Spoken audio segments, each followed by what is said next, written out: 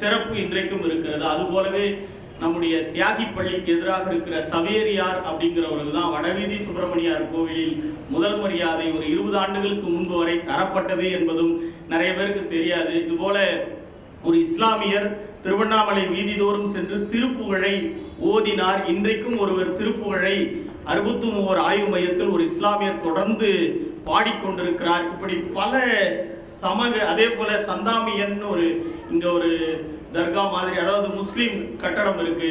வெலுக்கநந்தல் என்கிற ஊர்ல அவங்களோட மிகப்பெரிய நிலங்கள் இருக்கு. அந்த நிலத்திலிருந்து 1 மாதத்திற்கான அந்த விளைச்சலை, ஒரு போக விளைச்சலை திருவண்ணாமலை அண்ணாமலையாருக்கு வழங்குகிற நிகழ்வும் தொடர்ந்து நடைபெற்று கொண்டிருந்தது. இப்பொழுதெல்லாம் இப்படி பல சமூக நல்லிணக்கம் திருவண்ணாமலையில் இருக்கிறது. எனக்கும் அதே செயல்களை சொல்லி இப்பொழுது அடுத்து வருகிறவரை இவர் 89 2009 வரை பூங்குயில்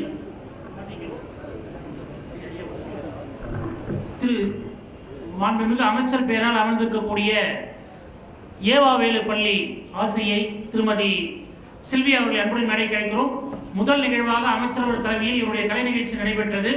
சான்றிதழ்களை தன் மதிப்பிற்குரிய ஐயா திரு பாலமுருகன் அவர்கள் கரங்களால் இப்போது பெற்றுக்கொள்வார்.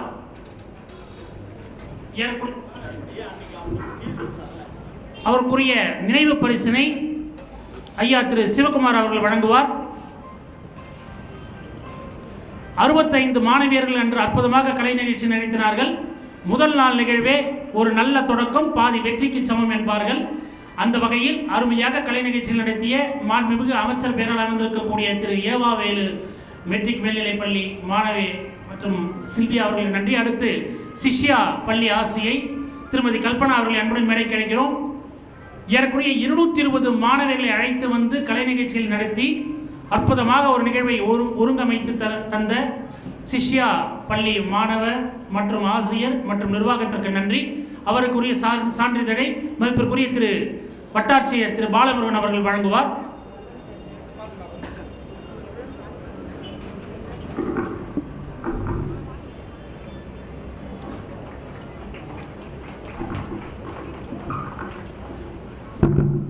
ஒரு முக்கிய அறிவிப்பு. இதுவரை 10 நாள்களில் நடைபெற்ற கலை நிகழ்ச்சிகளுக்குரிய பள்ளி மாணவர்களுக்கு ஏதேனும் சான்றிதழ் விடுபட்டிருந்தால் என்னையோ அல்லது என்னுடைய இணை தொகுப்பாளர் மதிப்பிற்குரிய பாவலர் வேலாயுதம் ஐயா அவர்களையோ தொடர்பு கொண்டால் அதற்குரிய ஆவண ஏற்பாடுகளை நாங்கள் செய்வோம் என்று அன்புடன் தெரிவித்துக் கொள்கிறோம். நினைவு பரிசினையும் ஏற்கனவே வழங்கிவிட்டோம். சான்றிதழ்கள் மற்றும் தற்போது வழங்கப்படாமல் இருக்கிறது. அதை நீங்கள் நாளை முதல் எங்களை தொடர்பு கொண்டு உரிய சான்றிதழை பெற்றுக்கொள்ளலாம். நன்றி. இந்த நிறைவு நாளில் நாங்கள் வழக்கமாக பேச்சாளர்களை போகிறதே இல்லை. ஆனால் இந்த ஆண்டு ஒரு சூழ்நிலையின் காரணமாக பேச்சாளர்கள் பேச வேண்டிய சூழ்நிலை ஏற்பட்டுச்சு. 89 2009 வரை பூங்குயில் என்கிற இலக்கிய சிற்றிதழ் ஆசிரியர், ஒரு முகத்திற்கு தெரியாத முதுகெலும்புகள் என்கிற கவிதை தொகுப்பினுடைய 1994 வெளியிட்டவர். குட்டி ஆலிஸும் கோடி நட்சத்திரங்களும் என்கிற நூலை 2009 வெளியிட்டார். கண்ணாடி மீன் என்கிற குறும்படத்தை 2003 வெளியிட்டார். சடையமுத்து வாத்தியார் என்கிற ஆவணப்படத்தை எடுத்தவர். வந்தவாசி போரும் வரலாறும் என்கிற டாக்டர் ஏ மாரிமுத்து எழுதிய அந்த நூல் உட்பட கிட்டத்தட்ட 100க்கும் மேற்பட்ட நூல்களை பதிப்பித்து பூங்குயில் பதிப்பகம் என்கிற பதிப்பகத்தை நடத்தி கொண்டிருப்பவர். கவிஞர் சுகிர்தராணியின் கைப்பற்றி என் கனவு கேள் என்கிற அவருடைய முதல் தொகுப்பு, அவருடைய கவிதை வெளிவருவதற்கு மிக முக்கிய காரணமாக இருந்தவர் இவர்தான். தாமு ஏகாசா என்கிற கலை இலக்கிய அமைப்பினுடைய வந்தவாசி கிளை தலைவராக பணியாற்றி கொண்டிருக்கிறார். கிட்டத்தட்ட கல்வி தகுதி MA சமூகவியலில் படித்து தினமணி நெய்வேலி புத்தக கண்காட்சியில் அந்த கண்ணாடி மீன் என்கிற நூலுக்கு சிறப்பு பரிசை பெற்றிருக்கக்கூடிய ஐயா திரு TL சிவகுமார் அவர்களை எல்லா உயிரும் இன்பமெய்துக என்கிற தலைப்பில் உரையாற்ற வருகை தருமாறு அன்போடு அழைத்து மகிழ்கிறேன். ஒரு 30 வினாடிகள் சிறப்பு விருந்தினரிடம் மன்னிப்பு கூறுகிறேன். நல்லவன்பாளையம் பள்ளி கொஞ்சம் மேலே வாங்க சார், சீக்கிரம். இவருக்கும் அன்று சான்றிதழ் விடுபட்டுள்ளது. அன்பு கூடுதல் திரு பாலமுருகன் ஐயா அவர்கள் அந்த சான்றிதழை வழங்கி சிறப்பிக்குமாறு அன்புடன் கேட்டுக்கொள்கிறோம். வேறு ஏதாவது ஸ்கூல் இருக்கீங்களாமா? நீங்கள் மதிப்புக்குரிய மாவட்ட ஆட்சித்தலைவர் கரங்களால் பெற்றுக்கொள்வோம் பிரார்த்தனா அண்டு சண்முகா, நீங்கள் தான் வெயிட் பண்ணுறீங்க. ஓகே, நன்றி.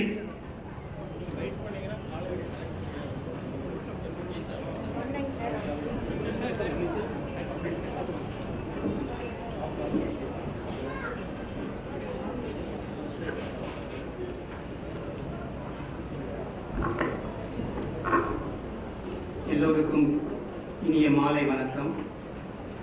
திருவண்ணாமலை புத்தக திருவிழா 2025 திருவண்ணாமலை மாவட்ட நிர்வாகம் மிகச் சிறப்பான ஏற்பாடில் 10 நாட்கள் மிக விமர்சையாக திருவிழா என்ற மனநிலையோடவே இந்த புத்தக திருவிழா நடைபெற்று கொண்டிருக்கிறது. நிறைய மிக முக்கியமான ஆளுமைகள், எவ்வளவு ஆளுமைகள் பேசிட்டாங்க. அந்த இடத்துல நிறைவாக நாங்கள் கொஞ்சமாக பேசுகிறோம். ஒரு 20 நிமிடங்களில் என்னுடைய உரையை நான் நிறைவு செய்ய விரும்புகின்றேன். இங்கே குழுமியிருக்கும் எல்லோருக்குமே மீண்டும் ஒரு முறை வணக்கத்தை பதிவு செய்கின்றேன். திருவண்ணாமலையினாலே எங்களுக்கு 2 விஷயம் ஞாபகம் வரும். ஒன்று திருவண்ணாமலை தீபம் ஒன்று வரும். அடுத்ததாக பவாச்சலதுரையும் தோழர் கருணாவும் ஓவியர் பல்லவன், இந்த 3 தான் எங்களுக்கு நினைவுக்கு வரும். 30 வருடமாக அவர்களோடு நான் இணைந்து பயணம் செய்கிறோம். நாங்கள் அவர்கள் திருவண்ணாமலையில் கலை இரவு என்ற இலக்கிய வடிவத்தை உருவாக்கிய பொழுது அவர்களோடு இணைந்து நாங்கள் வந்தவாசியிலும் மனிதநேய கலை இரவு என்று 96 நிகழ்த்தினோம். ஒரு நெருக்கமான பிணைப்பு எங்களுக்கு எப்பொழுதுமே உண்டு. நில அமைப்பில் நாங்கள் வந்தவாசியில் இருந்தாலும் எங்களுக்கு பக்கத்து ஊராக இருக்கிறது காஞ்சிபுரம் தான். காஞ்சிபுரம், செய்யாறு, இந்த மாதிரி இடங்களை தான் நாங்கள் அதிகமாக விரும்புவோம். மாவட்ட ரீதியாக, மாவட்ட நிர்வாக ரீதியாக சொல்கிறதுனால. ஏன்னா ஒவ்வொரு விஷயத்தையுமே மாவட்ட தலைநகருக்கு பயணம் செய்யினாலும் ஒரு 80 கிலோமீட்டர் பயணம் செய்யறது ஒரு அலுப்பான விஷயமாகவே இன்னைக்கு கூட நான் உணர்றேன். பல வருடங்களுக்கு பிறகு இந்த திருவண்ணாமலைக்கு நான் வரேன். நான் காட்சி ஊடகத்தின் வழியாகவே திருவண்ணாமலை தரிசனம் செஞ்சுட்டு பல வருடங்களுக்கு பிறகு இந்த இடத்த வந்து நிற்கிறேன். ரொம்ப அந்த அப்பெல்லாம் அந்த கலை இரவு நடக்கிற அனுபவங்களை பவாச்சலர் வந்து இங்கே அமர்ந்திருந்தேன். அப்போ பார்க்கும்போது பல்லவன் வந்து கருணாவை என்னோட கண்கள் தேடுது, மனமும் கண்களும் அவரை தேடுது. அந்த இடத்துல இல்லை. ஒரு மூவரும் ஒரு அற்புதமான கூட்டணி.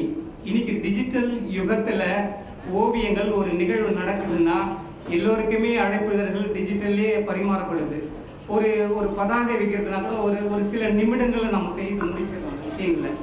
ஆனால் நமக்கு வந்து அன்னைக்கு வந்து ஓவியர் பல்லவன் அவர்கள் ஒரு நிகழ்வை ஒரு விளம்பரப்படுத்தணும்னா ஒரு நிகழ்வு நடப்பதற்கு 10 நாட்களுக்கு முன்பாகவே அந்த இடத்துல வந்து அது எந்த பகுதியில் நடக்குது அந்த இடத்துல வந்து தங்கி ஒரு கண்ணாடியை வச்சுட்டு டார்ச் வெளிச்சத்தில் சுவத்தில் வெளிச்சம் பாய்ச்சி அதில் அவுட்லைனில் அந்த ஓவியம் வரைந்து அப்படியெல்லாம் செஞ்சாங்க.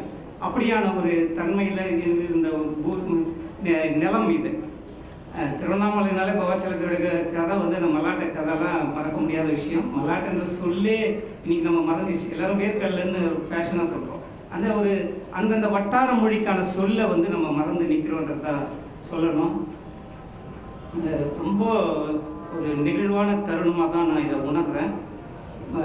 குறிப்பாக நான் வந்தவாசிலேருந்து வந்தேன்ற விஷயத்தையும் ஏன் பதிவு பண்ணுறேன்னா, வந்தவாசியோட நிலம், வந்தவாசி ஒரு வரலாற்று சிறப்பு வாய்ந்த ஒரு இடம்.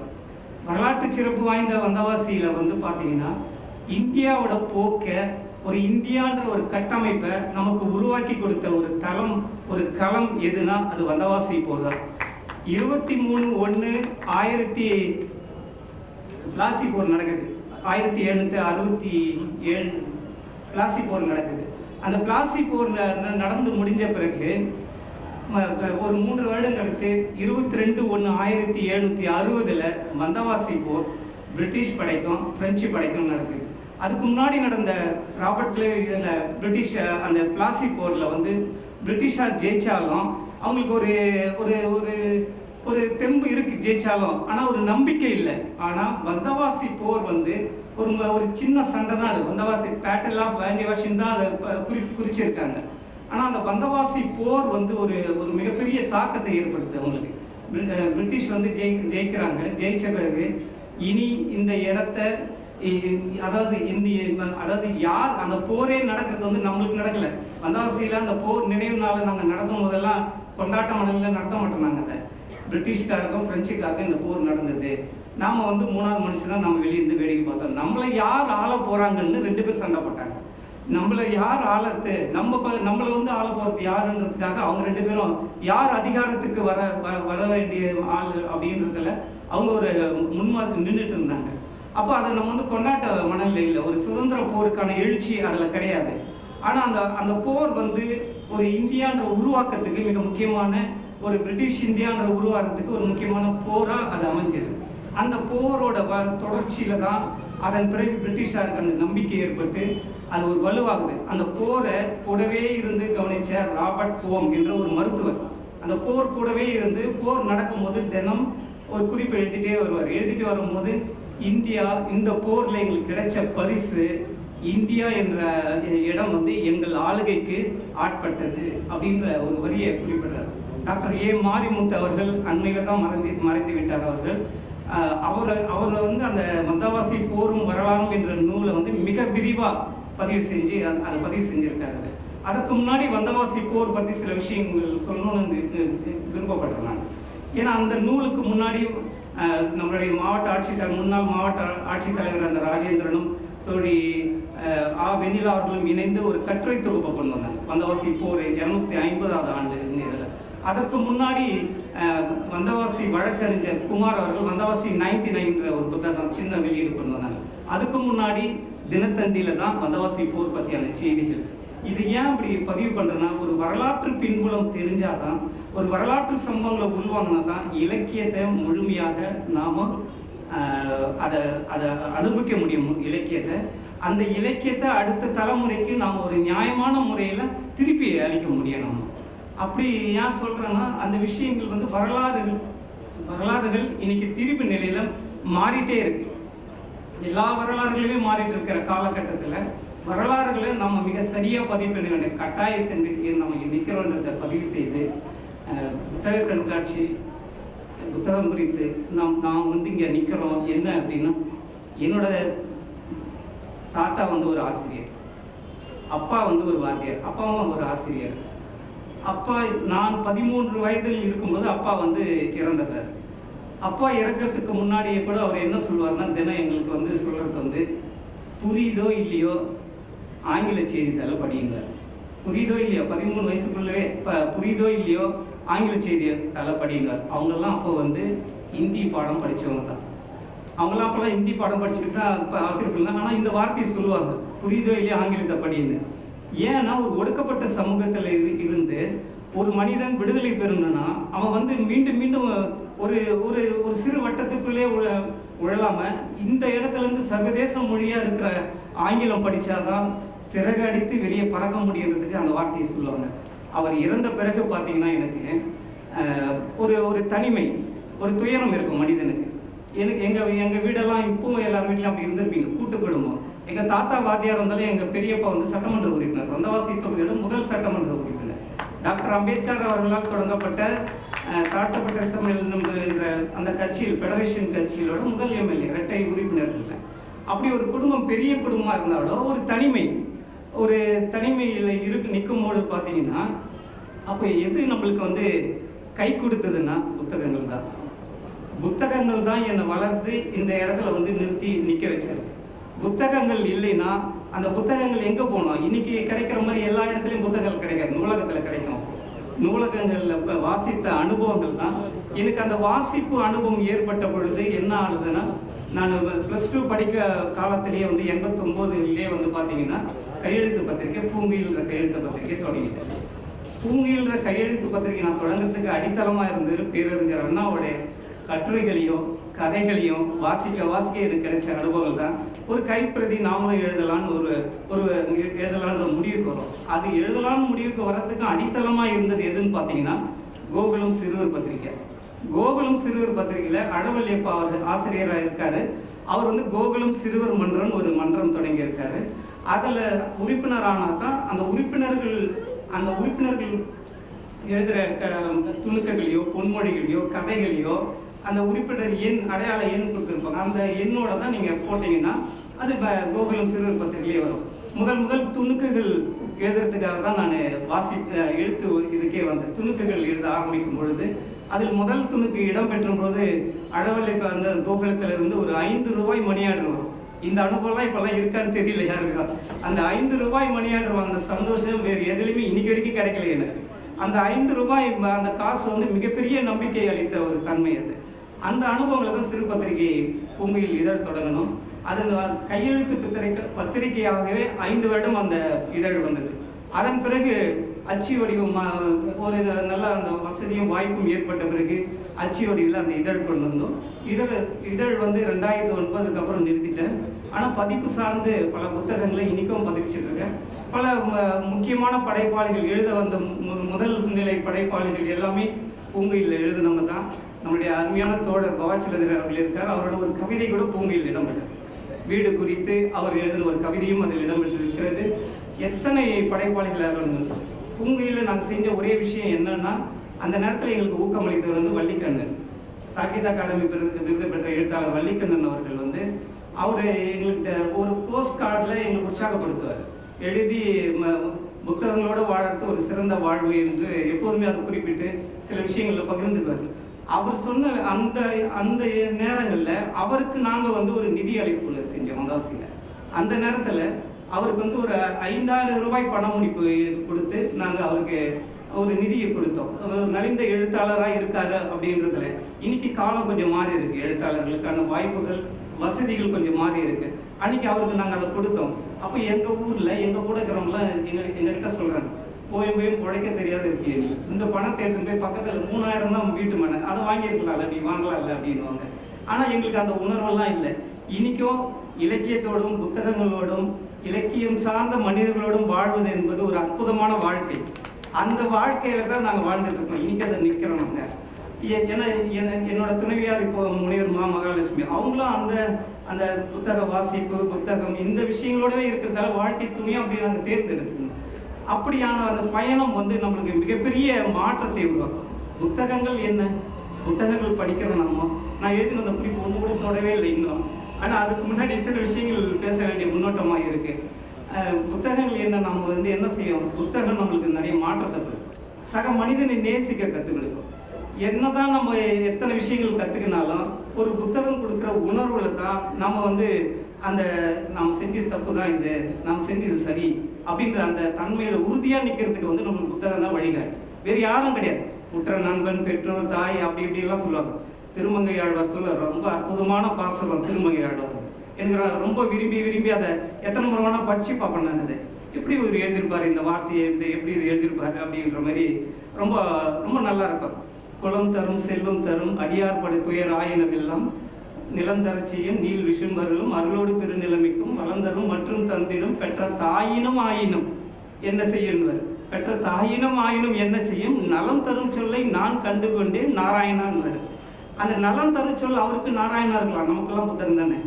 அந்த நலம் தரும் சொல்லுன்னு அப்புறம் யோசிச்சு பெற்ற தாயை வந்து நேற்று கூட ஒரு கூட்டத்தில் இதுதான் பதிவு பண்ணேன் நான். எழுத்தாளர் பிரபஞ்சன் என்ன சொல்லுவார், தாயினாலே ஒரு சிறந்த பிம்பம் நீங்கள் தான் நினச்சிட்டு இருப்பீங்க, அப்படியெல்லாம் ஒன்றும் கிடையாது, மோசமான தாய்களும் உலகத்தில் உண்டுன்னுவார் பிரபஞ்சன், எழுத்தாளர் பிரபஞ்சன். அந்த எண்ணம் வந்துட்டு இருக்கு. ஆனால் இவர் பெற்ற தாயினும் ஆயினும் என்ன செய்யணும் போது ரொம்ப, ஆனால் அந்த காலத்திலேயே அவர் அந்த அந்த பாசுரத்தில் அதை பதிவு பண்ணியிருப்பார். ஆக அந்த புத்தகங்கள் நமக்கெல்லாம் நலம் தரும் சொல்லா இருக்கிறது புத்தகங்களில் தான் இருக்க முடியும். அதுதான் வழிகாட்டும்.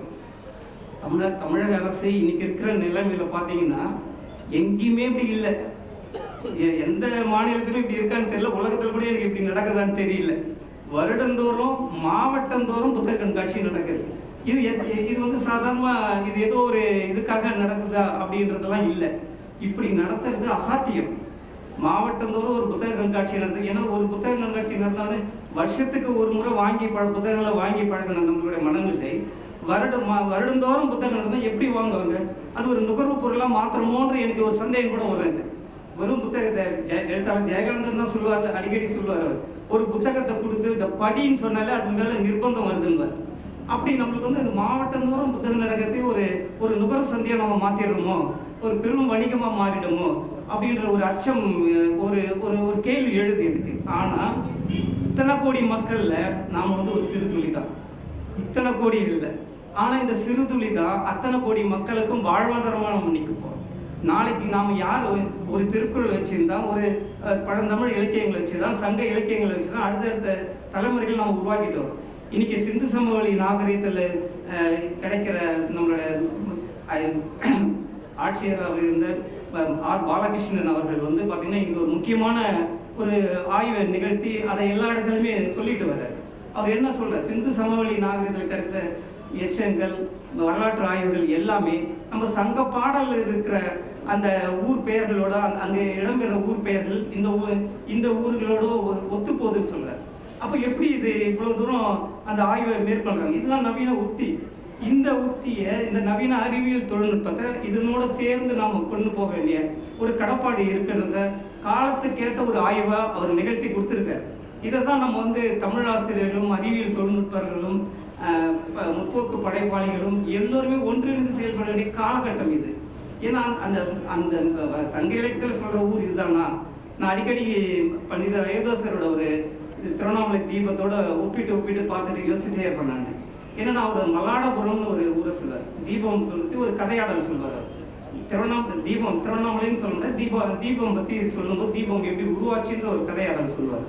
அதாவது அந்த பௌத்த பிக்குகள் வந்து ஓய்வு நேரத்தில் இருக்கும் பொழுது மக்களுக்கு ஒரு பிரச்சனை இருக்கும். அதாவது அந்த காலத்தில் வந்து நீண்ட நேரம் வெளிச்சம் இல்லை. இரவாச்சுன்னா மொத்தமாக ஒரு விறகோ மற்ற விஷயங்களோ போட்டு கொளுத்தி வெளிச்சம் ஏற்படுத்தாங்க. கொஞ்ச நேரம் எரிஞ்சு அந்த நெருப்பு அடங்கிடும். இரவு முழுக்க வெளிச்சம் கொடுக்குற மாதிரி, நீண்ட நேரம் வெளிச்சம் கொடுக்குற மாதிரி ஒரு வசதி இல்லை, ஒரு பொருள் இல்லை. அது என்ன ஏதாவது இருக்கணுமே அப்படி இருக்கும்போது அந்த ஓய்வு நேரத்தில் இருந்த அந்த பிக்குகள் வந்து அதை வந்து ஒரு ஆய்வு பண்ணி ஆமணக்குலேருந்து காட்டாமணக்கு, சித்தாமணக்குன்னு இதெல்லாம் சொல்லுவார். அவர் வைத்தியர்ன்றதால எல்லாத்தையுமே சொல்லுவார். அதுலேருந்து அந்த காட்டாமணக்குலேருந்து அந்த எண்ணெயை எடுத்து அதை கொண்டு போய் மலாடபுரம் தேசத்து மன்னன்கிட்ட கொடுத்தார். இந்த மலாடபுரம் தேசம் எங்கே இருக்குன்னு தெரியல எனக்கு. இன்னைக்கு வரைக்கும் அந்த வரலாற்றில் நான் தேடி இருக்கிறேன். அவர் ஏன் அந்த மலாடபுரம்னு சொன்னார் அந்த விஷயத்த அப்படின்னு. அந்த மலாடபுரம் தேசம் எங்கே இருக்குன்னு அந்த எண்ணெயை எடுத்துன்னு போய் அரசர்கிட்ட கொடுத்தவொன்னா அந்த அரசர் என்ன பண்ணோம், அண்ணாந்து மலையில் குழி தோண்டின்னு அண்ணாமலைன்னு சொல்ல மாட்டாரு, அண்ணாந்து. நம்ம ஒரு விஷயத்தை அண்ணாந்து பார்க்குறது, அந்த வார்த்தை ஏன் அப்படி சொல்கிறாருன்னு யோசிப்பேன். நம்ம வந்து அண்ணாந்து பார்க்குறோம் ஒரு விஷயத்தை, அவர் மலையே அண்ணாந்து மலையில் குழி தோண்டி அந்த நெய்யை ஊற்றி விளக்க திரி போட்டு அங்கே இருக்கிற காவலாளிகள்லாம் நிற்க வச்சுட்டு கவனிக்க சொல்வார். 3 நாட்களும் அந்த தீபம் எரிஞ்ச பிறகு மறுபடியும் கூப்பிட்டு அந்த தீபம் எரிஞ்சதால யாருக்காவது ஏதாவது பாதிப்பு இருந்ததா, குறிப்பாக பறவை பட்சிகளுக்கு பாதிப்பு இருந்ததா இப்படிங்கிறதெல்லாம் கேட்டு யாருக்கும் பாதிப்பு இல்லைன்னா அந்த நெய்யை, அந்த ஆமணக்கு நெய்யை எல்லா வீட்டுக்கும் எல்லாருக்கும் கொடுக்குறாங்க. எல்லாரும் கொடுத்து நீங்கள் உங்கள் வீட்டில் இதை நீங்கள் ஏற்றுங்கன்னு. மக்களுக்கு பயங்கர பயம். என்னன்னா முதல்ல நம்மளோட நெருப்பு நம்ம வீட்டுக்குள்ளே எப்படி ஏற்றுன்னு போய் நெருப்பு நம்ம கிட்ட வருது, நெருப்பு அவங்க நின்று எரிகிற நெருப்பை பார்க்கல அப்படின்னு அவர் அந்த இடத்துல சொல்கிறார். அப்போ அதை கொடுத்தவொடனே அவர் ஒவ்வொரு இடத்துலையும் அதை இது பண்ணுறதுக்காக வீடு தோறும் கொடுக்குறாங்க. வீட்டில் மக்கள் பயந்து என்ன பண்ணுறாங்கன்னா தெருவில், தோட்டத்தில் எல்லா இடத்துலையும் அதை முதல்ல ஏற்றுறாங்க. ஏற்றும் போது பார்த்தீங்கன்னா அது நின்று எரியுது. அது கண்ணுக்கு குளிர்ச்சியாகவும் இருக்குன்றதையும் நீண்ட நேரம் எரியுதுன்றதால ஏற்றுக்கிறாங்க. அதுலேருந்து உருவானது தான் கார்த்திகை தீபம் அப்படின்றது ஒரு கதையாடலாம் அவர் முன்வைக்கிறார். இதெல்லாம் ஆய்வுக்கு தொடர்ந்து. இப்போ நம்ம மல்லாடபுரம் கண்டுபிடிச்சா அது எந்த இடம் நம்ம கண்டுபிடிக்கலாம். அண்ணாந்து மலை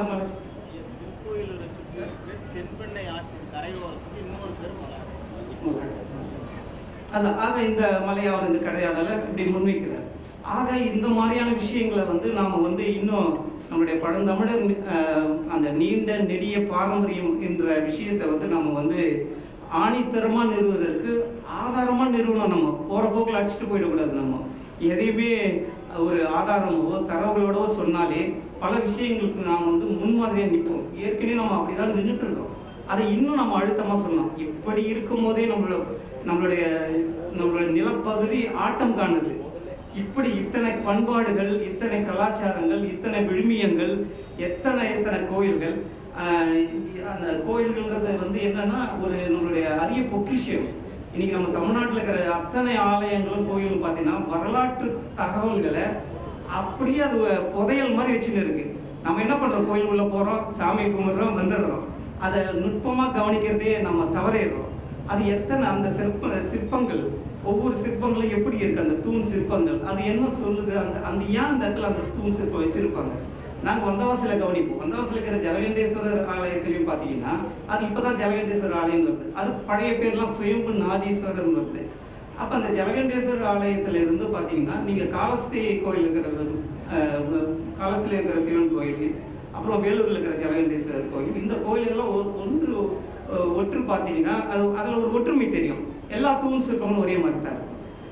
அந்த ஒரே காலகட்டத்தில் செதுக்கப்பட்டது. இந்த காலங்களை நம்ம பிள்ளைகளுக்கு, நம்மளுடைய நண்பர்களுக்கு தெரியாத, அதை கேட்க விரும்புகிற நண்பர்களுக்கு நம்ம சொல்லித்தரணும் இந்த விஷயங்கள்லாம். ஆக இந்த வரலாற்று தகவலோட இந்த விஷயங்களை நம்ம இலக்கியத்தையும் இணைந்து செயல்படுத்தும் போது நம்மளுடைய தமிழரோட வாழ்வு மேன்மையும்.